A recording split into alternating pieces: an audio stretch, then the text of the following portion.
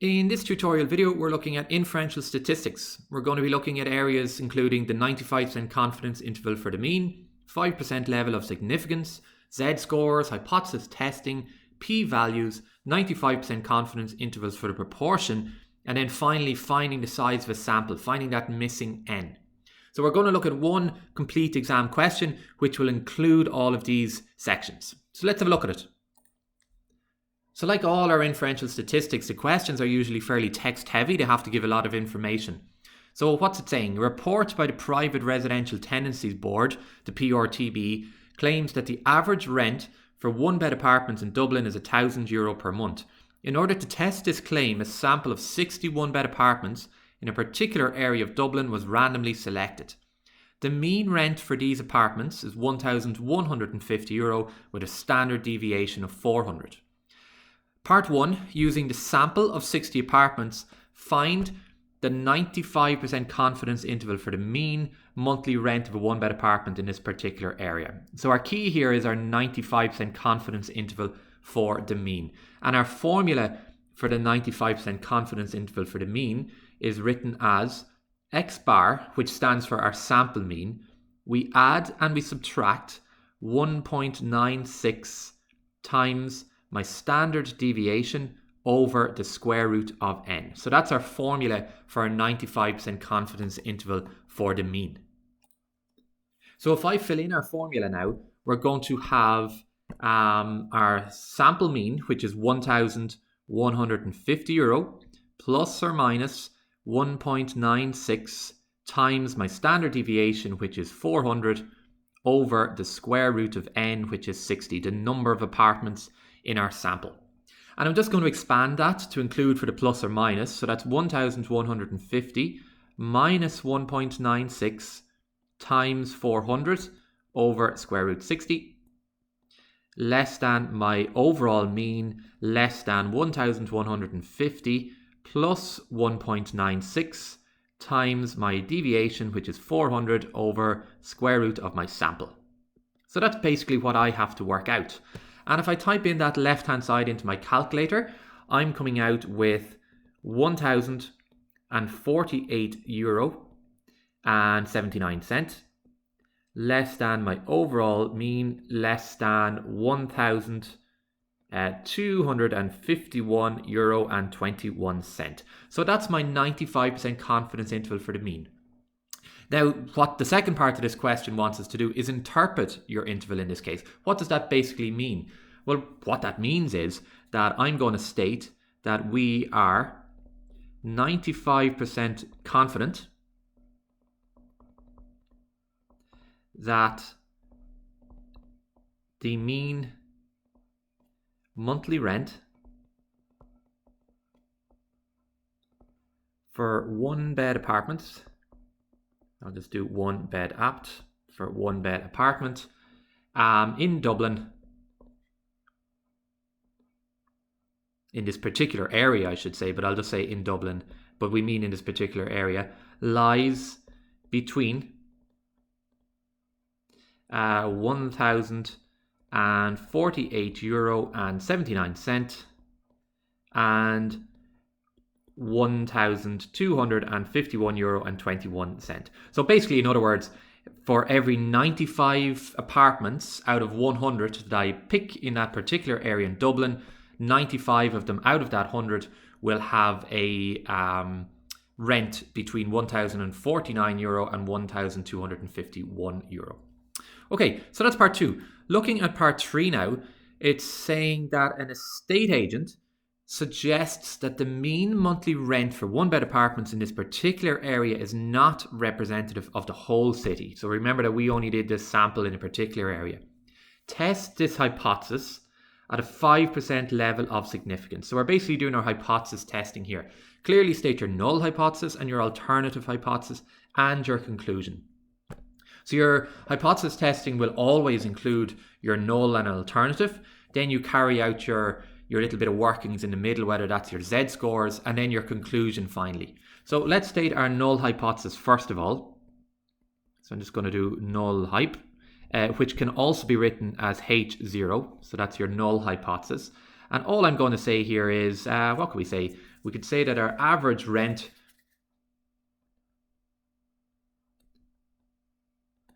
for 1-bed apartment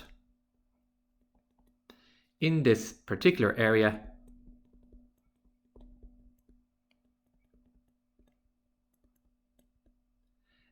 is representative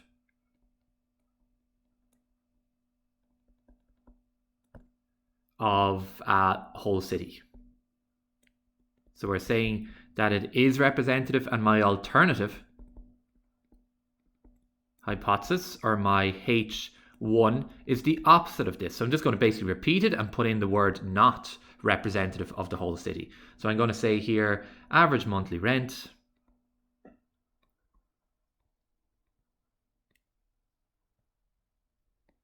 for 1-bed apartment in this particular area is not representative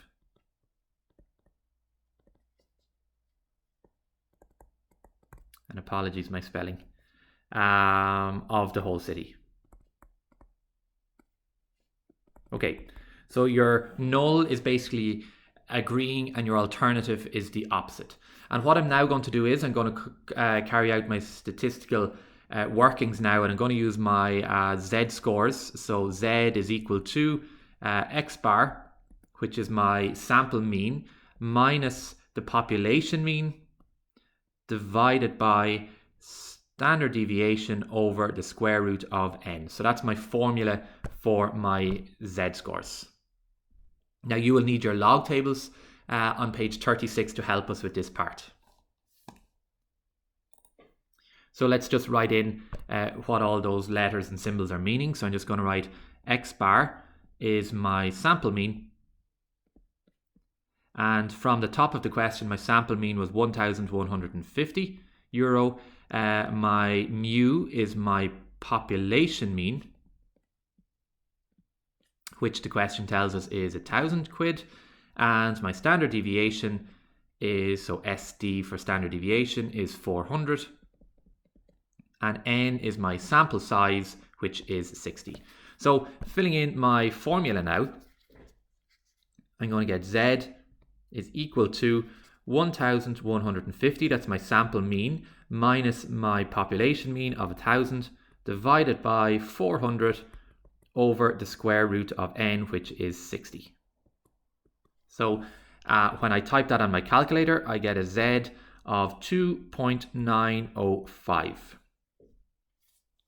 Okay, so what does that basically mean? So let's make our conclusion here now. So what I'm going to say is that since our Z score of 2.9, so since Z is greater than 1.96, so 1.96 is our confidence interval for 95% basically, or in other words, 2.905 is greater than 1.96. So since our Z score is greater than 1.96, we reject the null. So instead of writing null hypothesis, I'm going to just call it H0. In favor, we accept the alternative, the H1. And in the context of the question, what does that mean? That the average rent, I'm just going to say, so the average rent in this particular area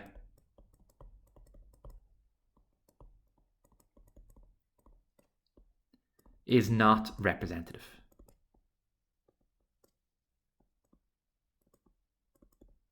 of the whole city. So that's basically our conclusion. This particular area in Dublin is not representative of the whole city.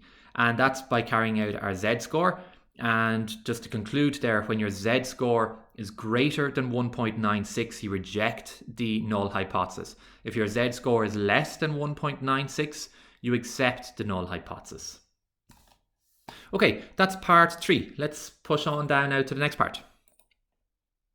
So part IV, find the p-value of the test you performed in part 3 above and explain what the value represents in the context of the question. Now p-values are just an extension to what we've just done to confirm what we've just concluded, that we reject the null hypothesis. It's just an extra step we can take to confirm our conclusion.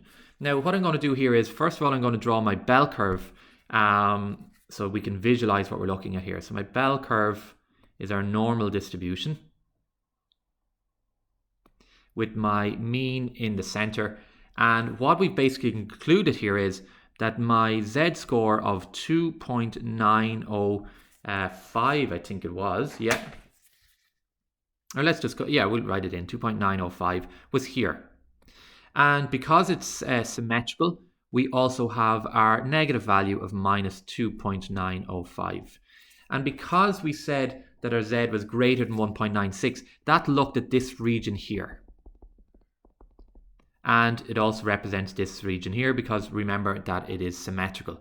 So if I now go to my log tables and I'm going to find what is that value of our z-score of 2.905 as a percentage in our log tables, or as a probability. So when I go to my log tables, I'm basically looking for 2.9. Look, you can go to 2.90 or 2.901. I'm just going to stick to 2.9 here. That's bringing me, so on my z-score from my probabilities on page 37, that's 0.9981. So that's the value of that z-score. Now, what does that mean? What I want to find basically is, if we remember from our log tables, that 0.9981, that 99.81% represents all of this region. We don't want all of that region, we just want this particular area here. So in order to find that little segment, what we have to do is we have to take it away from 1. So what I'm going to do now is I'm going to go 1 minus 0.998 because I only want that tiny little portion. So 1 minus 0.9981, and that's going to give me 0.0019. So that region there that I'm highlighting in yellow is 0.0019. Now, I have that appearing twice. I also have it appearing down here. So it appears twice. So all I have to do is basically multiply that value by 2. So I'm going to go, so my p-value is going to be 2 times 0.0019. And when I multiply that by 2, I get 0.0038. Now you can turn that into decimals if you wish, as percentages, but I'm just going to leave it as a decimal, 0.0038. Now that's my p-value. What does that mean? My conclusion, in other words. So since my p-value of 0.0038 is less than 0.05. 0.05 is basically 5%, and this is all linked to your 95% confidence intervals or 5% level of significance. So that's what the 0.05 is. Since it's less than that, there is strong evidence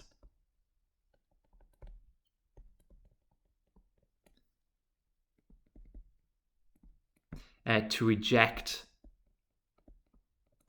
the null hypothesis.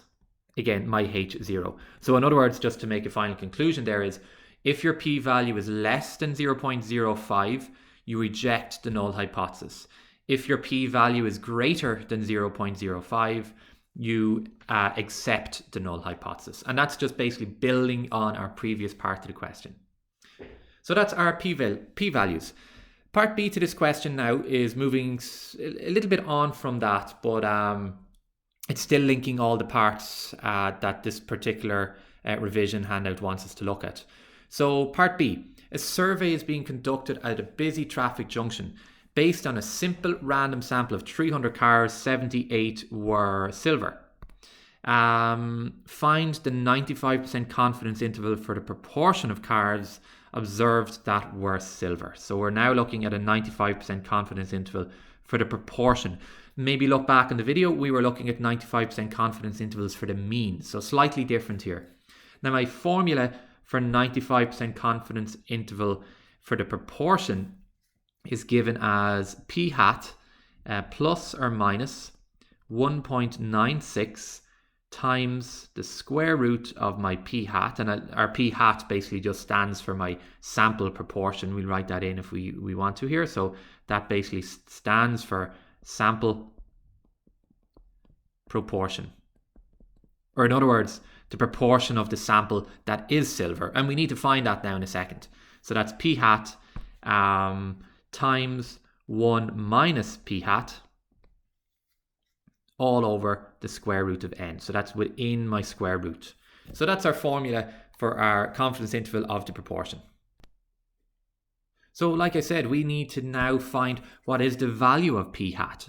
P hat basically stands for the sample proportion. Now the sample proportion in this case is going to be the 78 silver cars that we found over the total number of cars that were surveyed. So 78 over 300. I'm just going to turn that into a decimal, which is 0.26. You don't need to turn it into a decimal, but I just want to work with decimals. So filling that into my formula, my sample proportion, p hat, is 0.26 plus or minus 1.96 times the square root of 0.26 times 1 minus 0.26 all over the square root of n. The number of cars surveyed was 300. And if I type that on my calculator, I get 0.26 plus or minus 0.049636. So that's what I get when I multiply 1.96 by that square root.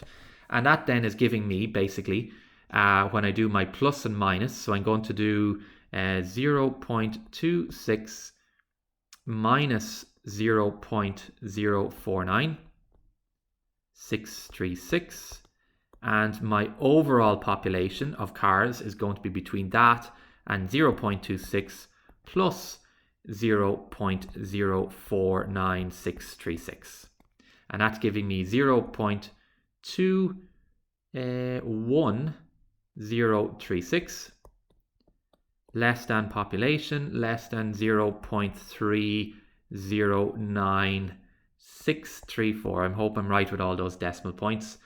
And find the 95% confidence interval of the mean. That's what we've done. I'm just going to make a little conclusion there because sometimes it asks you to interpret it. So therefore, what does that mean? We are 95% confident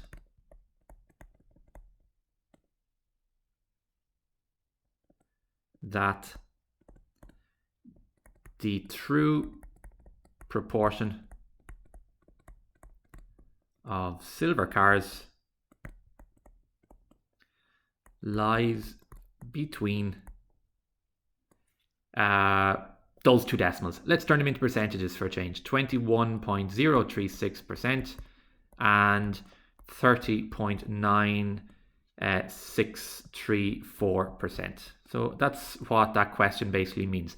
For 95 out of 100 cars, it'll be silver between 21 and 31% of the time. Okay, our final part, part 2, is wanting us to find the sample size. So let's have a look at that. In order to be accurate to within 2 percentage points of the true proportion, what is the minimum sample size necessary in the survey? Okay, so first thing you need to do is you write down your formula again, which is p hat plus or minus 1.96 times my p hat, 1 minus p hat over square root of n. So that's what I'm given here. That's my formula for the 95% confidence interval of the mean. Now, I want, in order to be accurate, within 2 percentage points, so this wants to be less than or equal to 2. So it can be 2 percentage points or less. Now, when you're doing these questions, we don't know, we do the value of our p hat, but we don't include it when we're doing our plus or minus here. So we basically drop this p hat. So all we're concerned about is, and we're basically dropping the plus or minus. So 1.96 times my p hat times 1 minus p hat over the square root of n. Now, I know you're probably thinking that our value for p hat would be different depending on whether it's 2 percentage points or 3 percentage points, but we can't solve this question otherwise. We have to assume or we work to the 0.26 that we got up above in part 1. And I'm going to turn that 2% here into a decimal, which is 0.02. Okay, so filling in my formula, I now have 1.96 times the square root of my p hat, which was 0.26, which is from part 1. Again, we have to work with that because that's the only one we have. That's the only sample size. And our sample size is n in this case. That's what we're trying to solve. Let's just change the color of that. So we're solving for n. And that has to be less than 0.02. Now, basically, it's algebra from here on in. I'm going to divide both sides by 1.96. So that's giving me the square root of 0.26 times 1 minus 0.26. So there's going to be a lot of repetition here. Divided by n. And I'm dividing both sides by 1.96. So 0.02 divided by 1.96. So that's all I've done to both sides of the inequality sign here. Next thing I can do is I want to get rid of the square root. So I need to square both sides, in other words. So when I square both sides, I'm going to just, let's do it here. Save me writing it out again. So I'm going to square this side and I'm going to square the right hand side. When I square a square root, it will just cancel the square root. So that's leaving me on the left with 0.26 times 1 minus 0.26. Now you could have multiplied all that out. I'll do it now in the next step. Divided by n is less than or equal to 0.2 divided by 1.96, and squaring that is giving me, well, I'll simplify it first. It'll be 1 over 98 all to be squared. So just in case you're doing it there on your calculator. So the left hand side, when I multiply out 0.26 by 1 minus 0.26, that is giving me 0.1924 over n, less than or equal to 1 over 9,604. I now need to solve fraction equal to a fraction, so I'm going to cross multiply. So that's giving me 0.1924 by 9604, which is 1847.8, less than or equal to 1n. So therefore, my final solution is n is greater than or equal to 1847.8, which I need to round up because I can't have a decimal for a number of cars. So the number of cars that I need to survey, or my sample size, has to be a minimum of 1,848 cars. Anything above that will give me a percentage of less than or equal to 2%. Okay, and that's the end of our Inferential Statistics handout